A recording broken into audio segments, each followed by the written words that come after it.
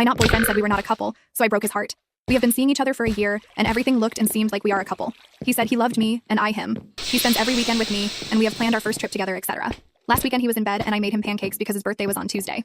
He was very happy about it and joked that I was spoiling him.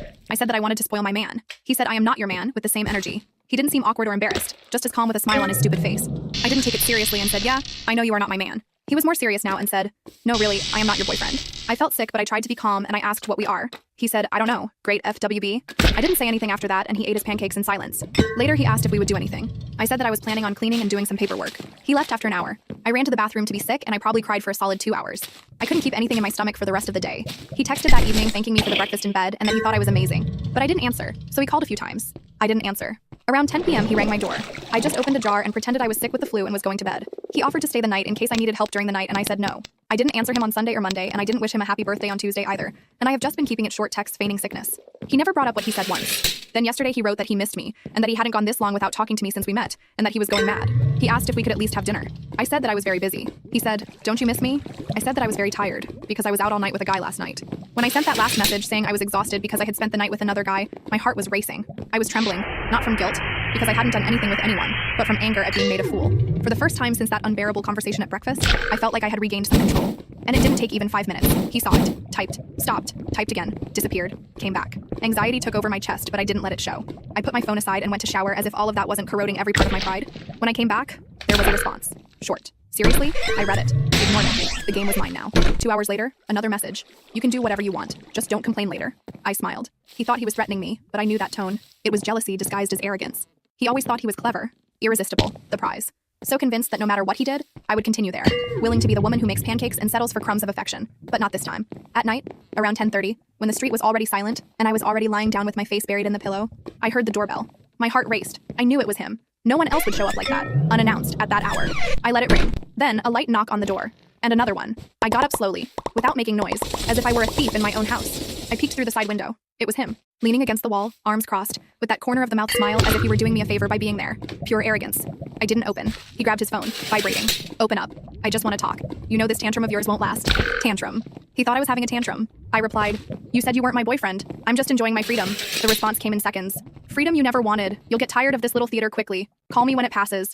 I read that and laughed, out loud. A dry, almost nervous laugh. He still believed I would run after him, that I would beg, that he was the prize. But that night, the one who got tired was me. Tired of begging for crumbs of dignity. Tired of being called friend with benefits after a year of sharing every weekend. Tired of preparing surprises for someone who didn't even consider me a partner. He knocked again. This time, harder. Are you going to keep pretending you're not home now? He shouted, low but firm. His voice choked with anger. You weren't like this, you know? What kind of guy did you go out with yesterday, huh? Was he good? Better than me? Silence. I didn't even expect that. He was actually jealous. The king of indifference, shaken. I almost felt vindicated there, but it still wasn't enough. I opened the window calmly and looked into his eyes. It's none of your business, I replied. You're not my boyfriend, remember? His look transformed. From arrogance came surprise. Then, anger. You're not going to provoke me, ignore me, and still treat me like just anyone. Understand? But that's exactly what you did to me. For a year. He took a step back, breathed deeply, looked at the ground. Then, he stared at me again with a forced smile. You'll get tired. You'll realize that none of these guys will know you like I know you. You'll miss it. And when that happens, I'll be here. Don't be, I replied. And I closed the window. That night, he left. But I knew it wasn't over. His ego was too big to accept a no as an answer. The jealousy would grow. The insecurity too. And for the first time, I felt the game had turned. Because he might not call me his girlfriend. But now, he was the one who couldn't sleep. And me? I was just beginning. The next morning, I woke up with a heavy head and a tight chest. It was still hard to swallow all of that. His words echoed like an insistent buzzing. You'll get tired. When that happens, I'll be here. He thought he was something. In such a disgusting and arrogant way that I felt dirty just remembering that I had gotten involved with him. That I had desired that body. That touch. How could I have deluded myself so much? I grabbed my phone and started deleting old conversations. There were hundreds of messages, memes, videos, promises thrown between laughs and nights that, in my head, meant something. To him, just distraction between one hookup and another, I realize now. But the worst was yet to come. I went out for coffee with Vanessa, my best friend.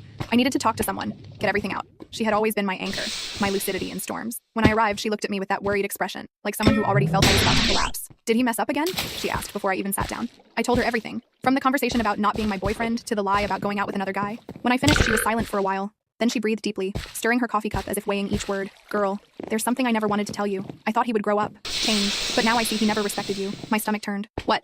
Do you remember that time we went to the bar with the college crowd? A few months after you two started dating? I nodded, already feeling my blood freeze. So, he came to talk to me. He complimented me, kept making too much conversation. At the time, I thought it was just friendliness. But then, when you went to the bathroom, he approached and asked if I had ever thought about hooking up with both of you at the same time. I froze, literally. I stayed motionless.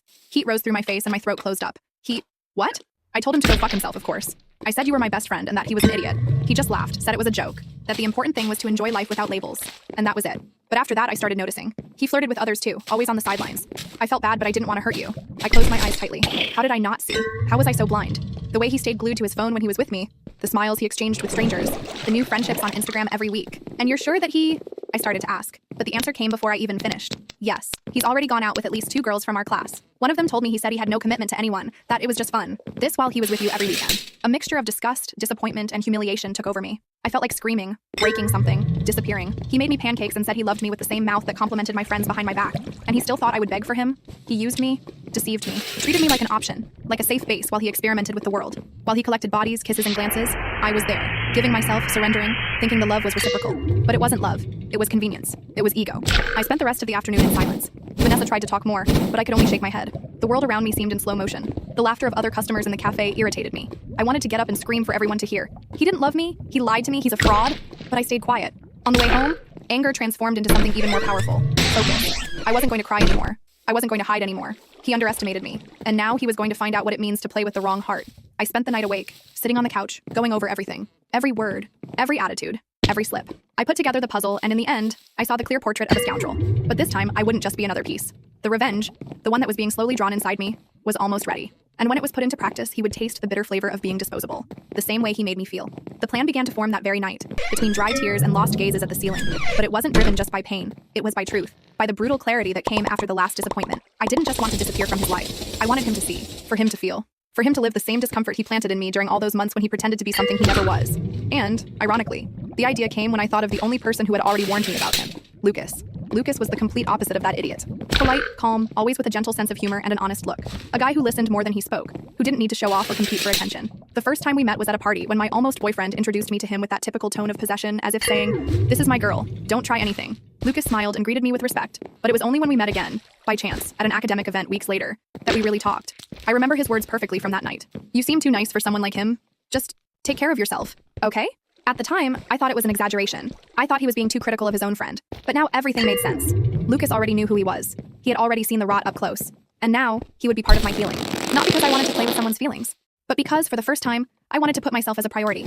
And yes, maybe a little revenge entered the package. I wanted him to see that there were better men, that there were people who knew how to love, and that the woman he dismissed was desired by someone with more character than he would ever have. I sent a direct message to Lucas.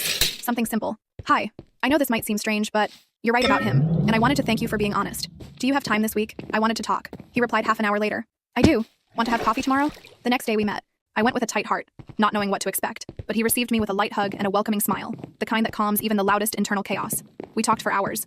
I told him everything, without filter, without playing the victim, and he listened, without interrupting, without trying to minimize.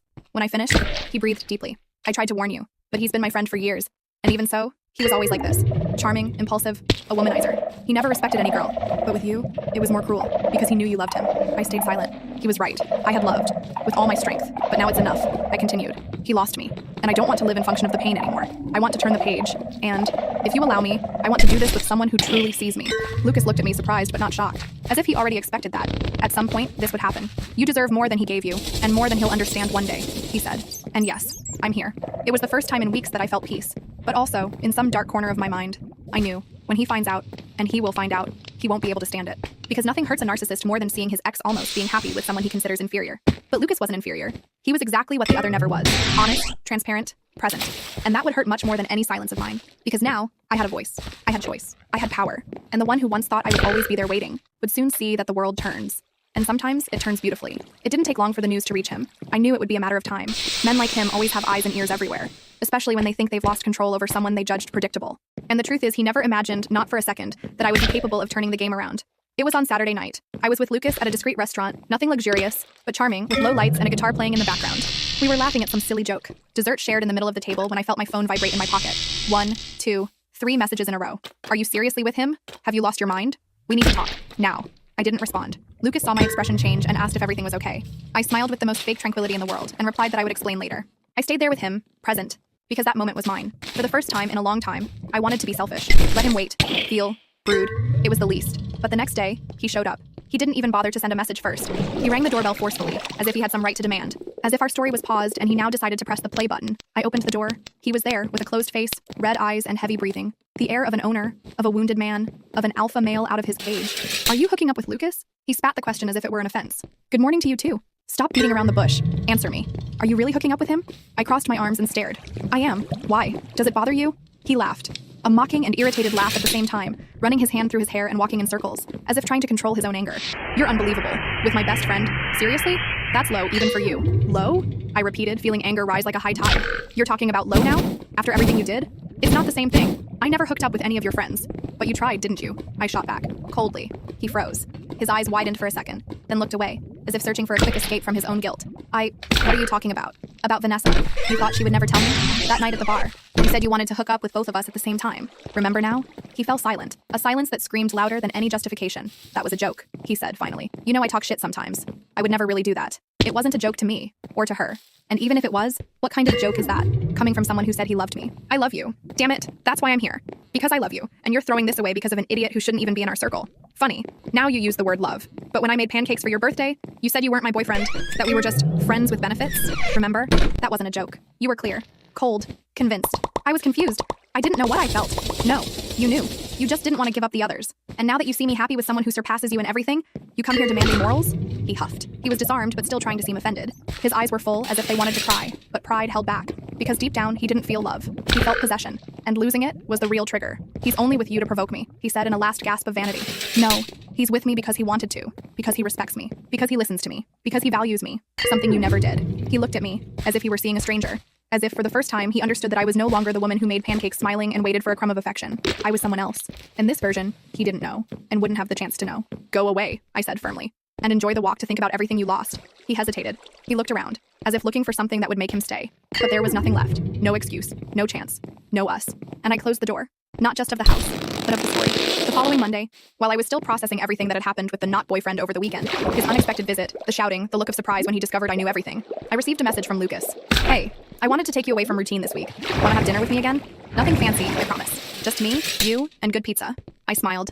For the first time in days, I really smiled. The kind of smile that isn't a response to a provocation or a bitter victory. It was just lightness, peace, a genuine desire to be with someone without having to walk on eggshells or pretend to be less than I am. I replied with a simple, "Wednesday night is all yours." And that was it. Simple, direct, true, like he always was with me. On Wednesday, I got ready more calmly. Nothing exaggerated. Jeans, a light blouse, and just mascara to bring life to my eyes. It wasn't about impressing. It was about feeling good. About going out with someone who made me laugh, who listened to me, who treated me like a priority, not like a pastime. He came to pick me up. He opened the car door with that somewhat shy, somewhat gentleman from the past century way, and greeted me with a sincere smile. "I missed your laugh," he said as soon as I got in. "And I missed someone who makes me laugh," I replied. We went to a small but charming pizzeria in downtown. A cozy place, old wooden tables, funny pictures on the walls, and a waiter who already seemed to know Lucas by name. "The usual?" the waiter asked with a smile. "Today I have special company, so I wanted extra good," Lucas replied, looking at me with that calm and warm gaze. We talked about everything.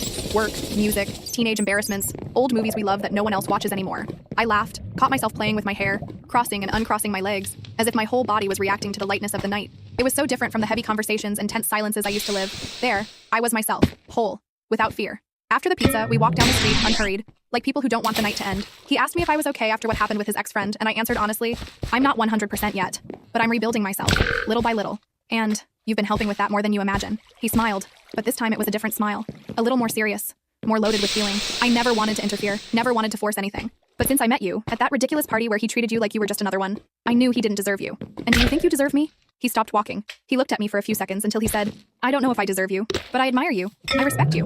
And I do want to really get to know you, not for what he painted you as, for who you are." My heart raced. I didn't expect that. Not so direct. Not so beautiful. "Then get to know me," I replied, with a voice firmer than I thought I had. We stood there, in the middle of the sidewalk, looking at each other as if the world had given us a truce. And when he slowly approached, asking with his eyes if he could kiss me, I just closed my eyes and let it happen. It was a calm kiss, full of care, without rush, without ulterior motives. It was as if it said, "I'm here, and I won't hurt you." And in that moment, I believed, because I deserved that.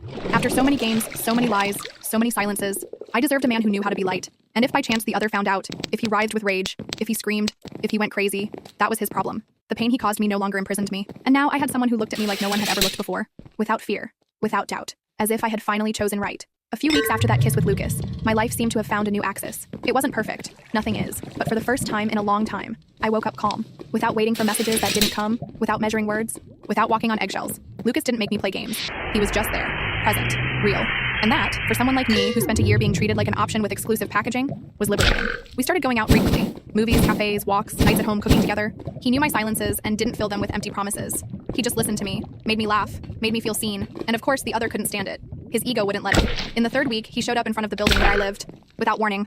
He looked like someone who hadn't slept for days. Wrinkled clothes, red eyes. But even so, his pride was intact. Arrogance doesn't wash away with tears. You've become a slut. He spat as soon as he saw me coming down, without even saying good morning. The word hit my chest like a spark, but instead of igniting me inside, it froze me. For a second, just a second, I almost laughed. Sluts, in your head, are women who don't kneel when you snap your fingers, right? I replied, crossing my arms. Who don't make pancakes on your birthday after hearing they're not your girlfriend? He huffed, paced back and forth like a caged animal. You're with Lucas. Lucas? My best friend? Do you think that's right? Do you think that's dignified? What I think, I said, approaching, is that you were never my boyfriend, remember?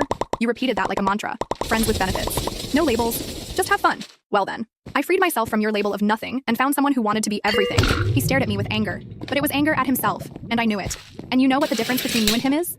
I continued. You desired me. He chose me. You used me to inflate your ego. He listens to me, respects me, values me. You left me crying whole nights. He makes me sleep smiling. He tried to laugh as if he were above it all. He's just using you to get to me. No, dear. He doesn't even talk about you. You're the past. A mistake I've already overcome. The one who's still obsessed here is you. He closed his face, fists clenched. But I wasn't afraid. You were never a man to me. You were a spoiled boy who collected women like trophies, and now you're freaking out because one of them decided to leave the shelf. Do you think he'll love you forever? He screamed without arguments.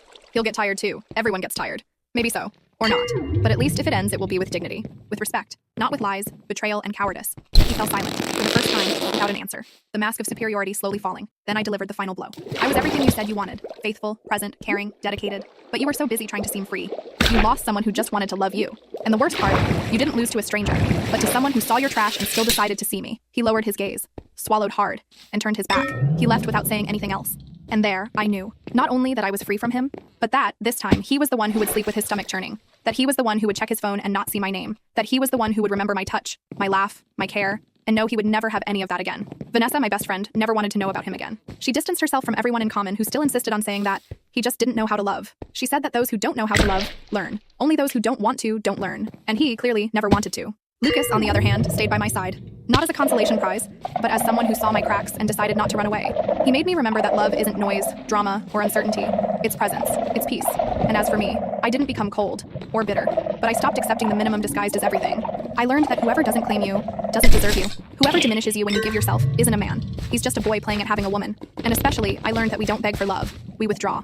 With class, with dignity, and let karma do the rest. A few months passed since that last confrontation, and the storm finally dissipated from my life. The one who once swore not to be my boyfriend, who laughed at my dedication, my affection, my loyalty, today is nothing more than a distant shadow. I hear from time to time that he still comments about me, as if we were an unresolved story. Some mutual friends say he's been quieter, more lost, more bitter, but honestly, I don't care anymore, because now, I'm happy, truly happy. Lucas and I made our relationship official in a light way, without pressure, without social media making a fuss.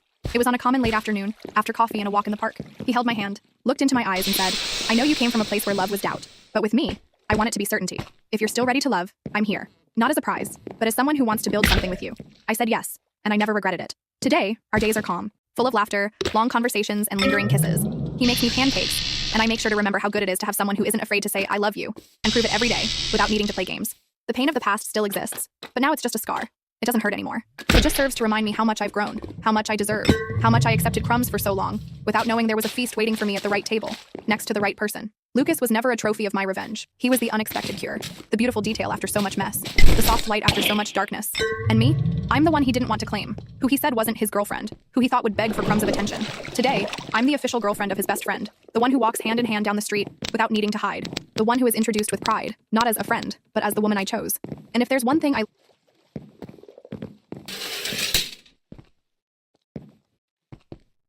the one who is introduced with pride, not as a friend, but as the woman I chose. And if there's one thing I learned from all this, it's that whoever doesn't claim you doesn't deserve you. Whoever underestimates you loses you. And whoever knows what they have in their hands takes care of it. Loves it, stays.